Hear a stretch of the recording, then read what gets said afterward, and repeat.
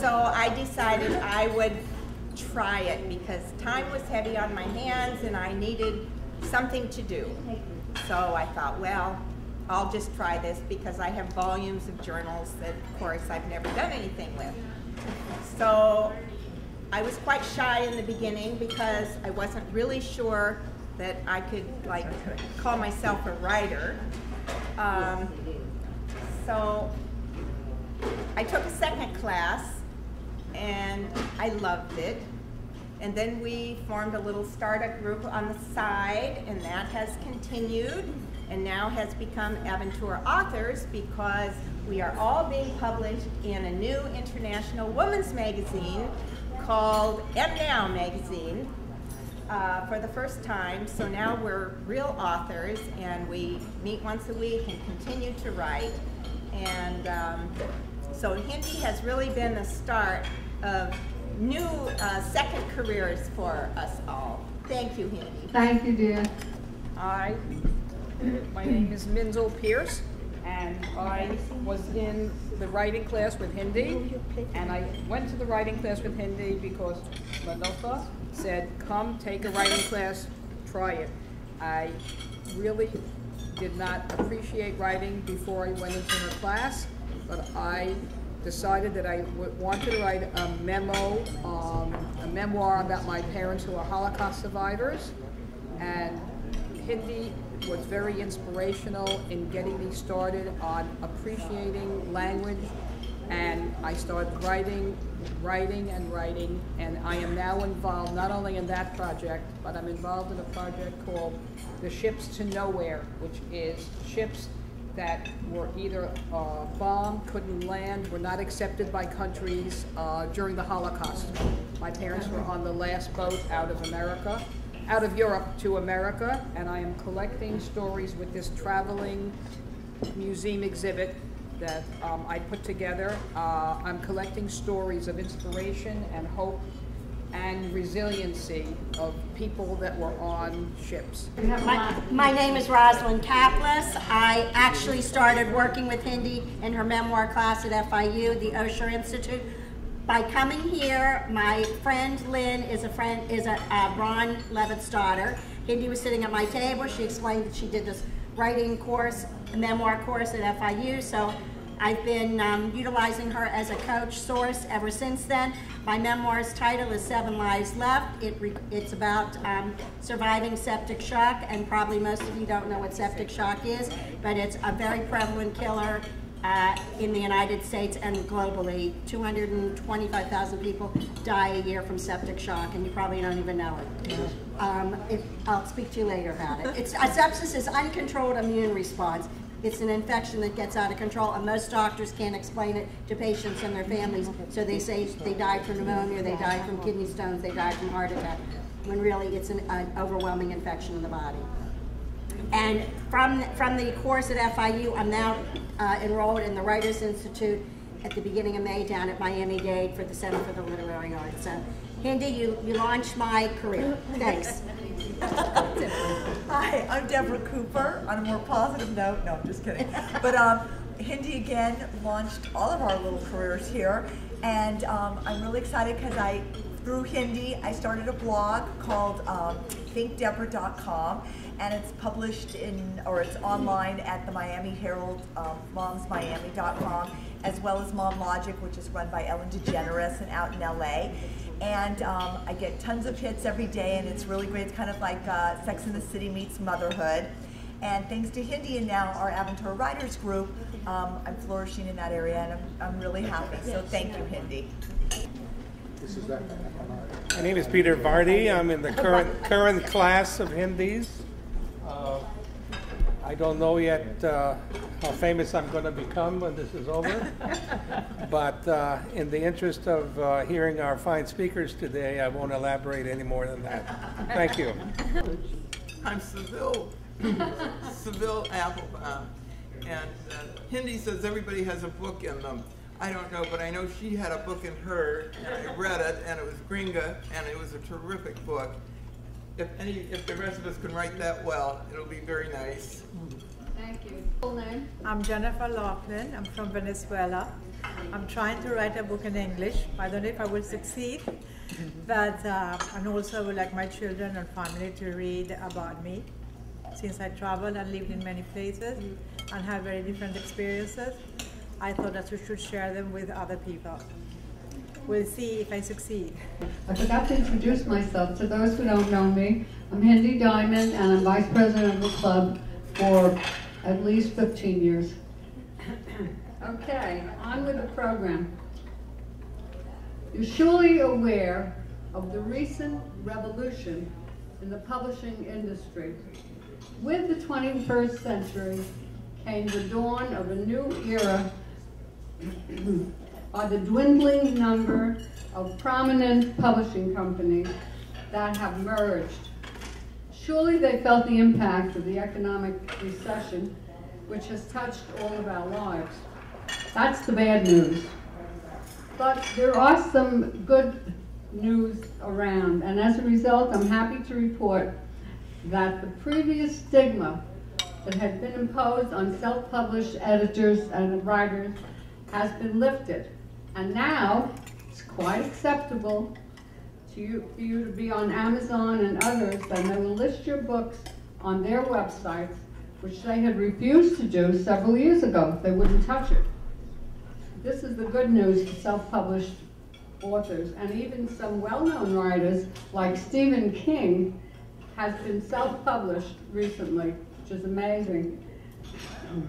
It truly marks a new dawn for writers and spreads a real wave of hope for those previously who were denied recognition. There's a new set of rules, and aspiring writers can reach countless websites listed under.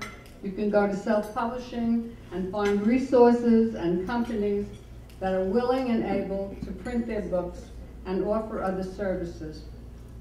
Barnes & Nobles, for instance, sent this letter, which I thought was very interesting, and our first speaker will talk a little bit about it. It says, "Dear Mr. Mayor, thank you for sending us Entombed," that's the name of his book. "We welcome the opportunity, welcome. Before they used to refuse anybody who had a self-published book. Now they welcome review books of all types from publishers large and small." That gives you an idea of where you can go from here, right?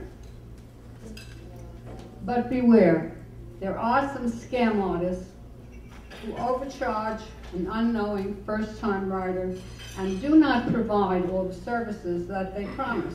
I'll give you an example. Many years ago, about 15 years ago, a gentleman came up to my office, and his name was Ed Uhlan, U-H-L-A-N. He heard about me, wanted me to be his representative here. He had a publishing company, and he was telling me all the services that they give and the prices, which were outrageous, really, really high. I know the publishing industry very well, and price of paper and books and all that stuff. And so I turned him down, and he was so surprised that I said no. He couldn't believe it. You know, he thought he was offering me a great deal.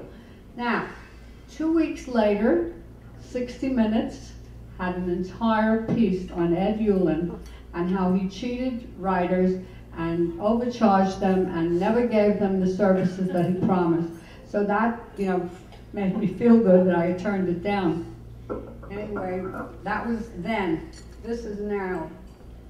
Make sure you request any publishing company that you approach for them to send you a sample of the books they've published, so you can carefully decide if they are the company for you. Compare prices. Go to different places and see how much they charge for how many copies and what kind of quality they have. Very important to look at the quality of their printing, and you'll get an idea. Is this what you want? Glossy cover or not? What size? All the information, specifications, you find out from them and track it down. Do your homework before you take the first company that you go get to. And there are several steps to self-publishing. You should be made aware of them. There's more to self-publishing, including what kind of publicity you will be getting, if any. New York publishers usually devote the lion's share of their marketing budget, meaning advertising, to the top 1% of books they publish, like Harry Potter series, for instance, or that of a 21-year-old so-called actress exposing all her affairs with Hollywood men. That goes, and they'll publicize it because they know that makes news.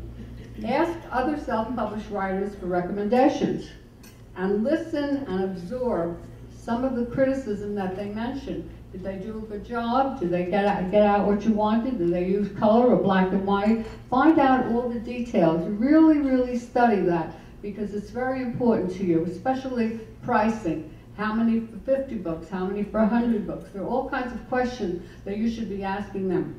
A new handbook on the market, incidentally, which I just found, which you might find very useful, is called Jeff Herman's Guide to Publishers, Editors, and Literary Agents in the year 2010. I'd never heard of it before, and I read a little about it and got it.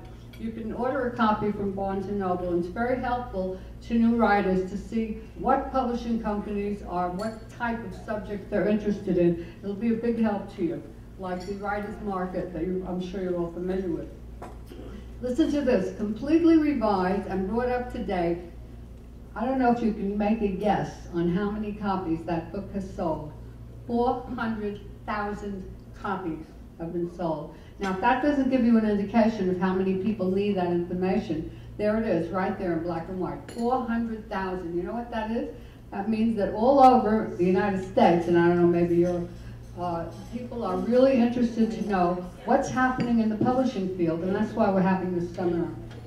Today, we're very fortunate to have corralled 3 experts who are fantastic authors and who have self-published their book and sold them. The ones who haven't self-published have sold them, and we have an expert on that, as well as self-promoted their own work. And we'll hear all about how they did it.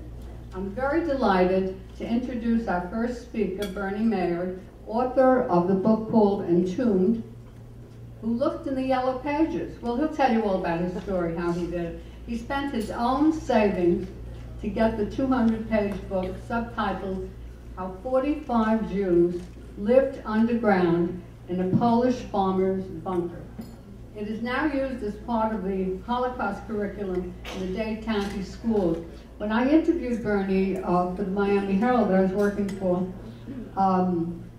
he said that he gives out the books free to the children in the schools. He doesn't charge. And that they were very receptive. And this is way before the law was passed to include that in the history of the Holocaust. And the amazing part, I was taking a picture of him talking to these people, and they were mixed kids that were black, that were Latins, that were white, all colors and sizes, but they were the same age as he was when he was entombed. And so they was related to him. But the question that shocked me is, he said, how many of you here today have heard of the Holocaust? And these were kids between 12 and 14. Not one hand was raised. Not one hand. Now you wonder where they're living and what kind of world they're living. I mean, in history, any place, newspapers talk about it and write about it, maybe families talk about it. Not one had heard of the Holocaust. So he was filling a wonderful need to educate them, and they really, it's an amazing story of survival. And now it's part of history. Bernie will be happy to answer any questions you may have after his talk.